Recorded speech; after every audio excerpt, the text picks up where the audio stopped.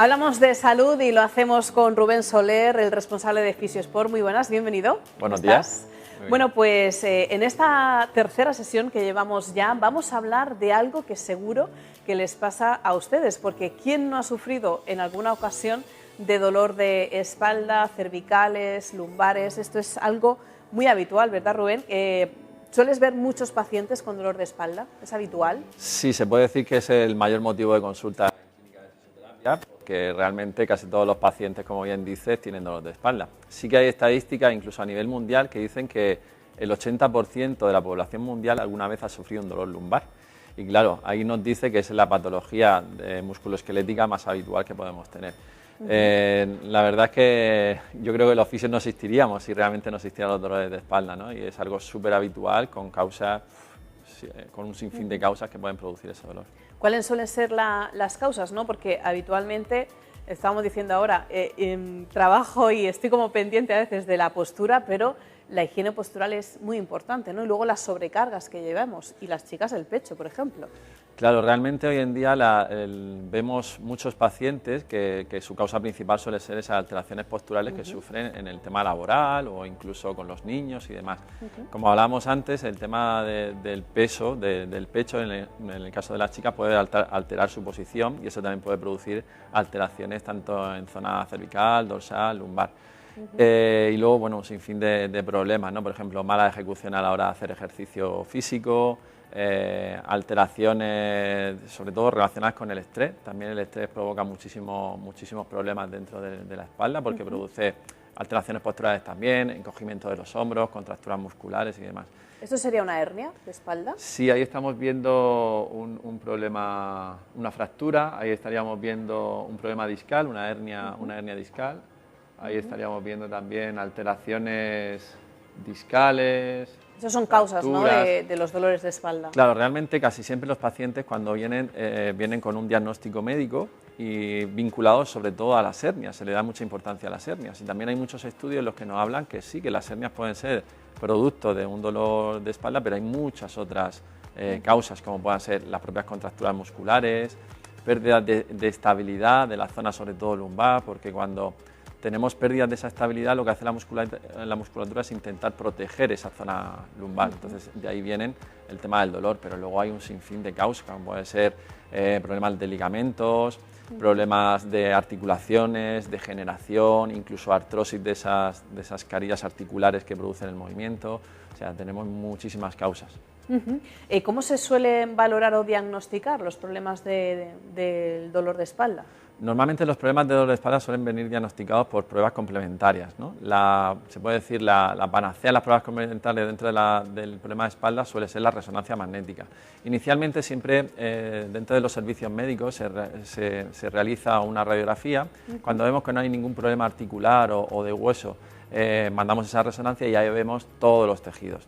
Si tenemos dudas en relación a cómo podemos detectarlo, pues entonces ya pasamos a pruebas más complejas con contraste y demás. Nosotros, dentro de la valoración fisioterápica, aparte de hacer pruebas clínicas, como pueda ser test de diferente índole, también hacemos técnicas como esa, que es una medición sin ningún tipo de radiación en la que podemos medir tanto la pisada como la postura. Ahí podemos medir si los pacientes tienen rectificada la columna lumbar, por ejemplo. Sí, a través de una pisada se puede ver todo esto. Sí, realmente el paciente se coloca delante de una cámara, con esa cámara hacemos una serie de fotos y lo que mide es la distancia que hay de esa cámara hasta esa foto. Entonces ahí aparece, por ejemplo, una medición que sale en rojo y en azul. El azul es la concavidad, quiere decir que es el hueco que se produce, y el rojo es la parte convexa, que es la parte abultada.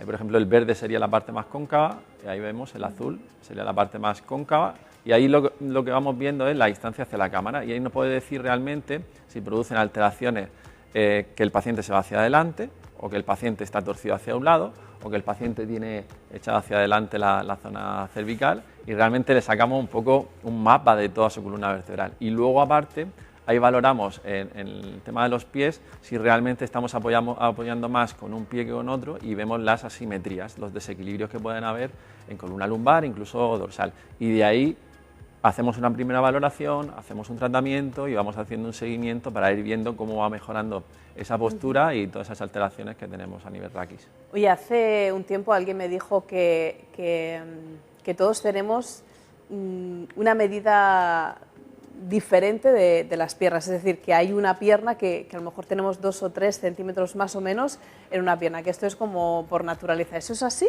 Sí, hay alteraciones muy típicas y muy normales, porque realmente nosotros somos asimétricos, realmente no tenemos 2 hígados, tenemos solo un hígado, tenemos solo un corazón, entonces eso hace que se produzca una pequeña asimetría. Normalmente cuando las asimetrías son muy elevadas, sí que podemos implementar con algún tipo de alza a nivel de los pies, o podemos incluso ayudar al paciente por medio de ejercicios a fortalecer determinada musculatura para ayudarle a esa dismetría.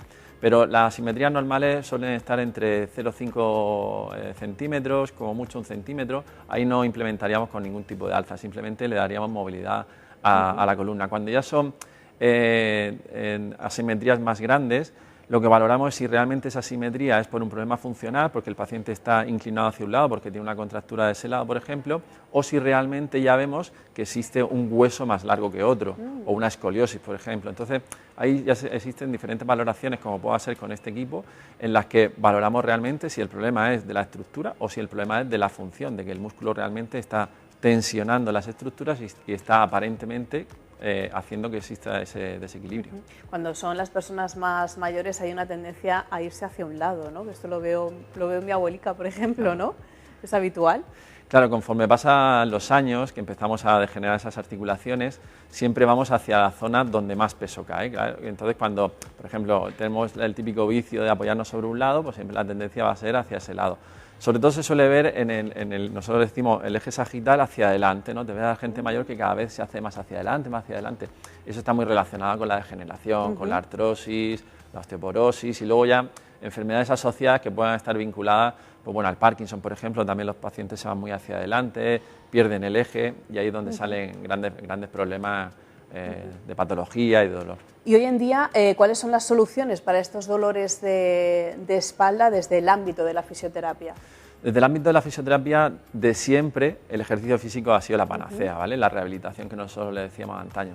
Hoy en día sí que hemos traído diferentes equipos y técnicas, como pueda ser que todos conocemos la técnica osteopática o pueda ser la quiropraxia.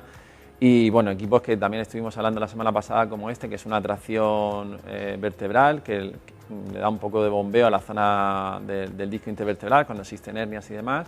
Ahí también vemos una camilla de flexión-distracción, que realmente es una técnica quiropráctica, en la cual también vamos separando esos espacios que hay entre vértebras para ayudar a los discos, a las articulaciones, a las propias vértebras, incluso a la musculatura que se encuentra muy enganchada, a ir soltándose poquito a poco. Y la verdad que hoy en día existen ya muchas técnicas que antes nos vinculábamos simplemente al típico masaje, un poquito de estiramiento de las piernas, algo de corriente, algo de calor, pero hoy en día ya hay un sinfín de técnicas que nos está ayudando mucho a que esos pacientes no lleguen a diferentes situaciones como pueda ser la cirugía. ¿Y desde la medicina qué relación hay? ¿Hay una buena relación entre los fisios y fisioterapeuta y los médicos? Nosotros realmente hoy en día tenemos una colaboración con un neurocirujano que la verdad que nos ha apoyado mucho porque él mismo es paciente de nuestras técnicas y realmente hemos avanzado mucho. ¿Por qué? Porque podemos ser una alternativa a la precirugía, antes de la cirugía, para que el paciente no tenga que llegar a esa cirugía, o una alternativa a la postcirugía, porque hay pacientes que llegan a consulta que nosotros no podemos tratar, porque realmente vemos sus pruebas, consultamos con nuestro compañero neurocirujano y nos damos cuenta que no es de nuestro tratamiento. Lo derivamos a neurocirugía o a traumatología, se hacen su cirugía, la pertinente para ello, y luego entramos nosotros a hacer la recuperación. Realmente yo lo veo como el aliado perfecto para poder hacer que el paciente vaya avanzando. No es ni mejor ni la fisioterapia ni la cirugía, sino que yo creo que conjuntamente... Son complementarios. Sí, el ejercicio físico, la podología, yo creo que entre todos es donde podemos ahí apoyar mucho a los pacientes e intentar darle esa calidad de vida que ellos tanto añoran y que la pierden cuando sufren estos problemas. Rubén Soler, responsable de Fisiosport, muchas gracias. Muchas gracias, María.